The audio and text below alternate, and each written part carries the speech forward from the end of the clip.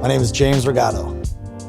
I'm making a green apple salsa verde today with the Kitchenaid Commercial Blender. The power and the speed and the variable and the ability to clean and store, this blender is really what sets it apart from others in its field. I don't have a walk-in cooler at my restaurant, so I need something that, when I call on it, it needs to perform for me. I would rather see, too much power on something that you use half of than to constantly be ripping something full speed.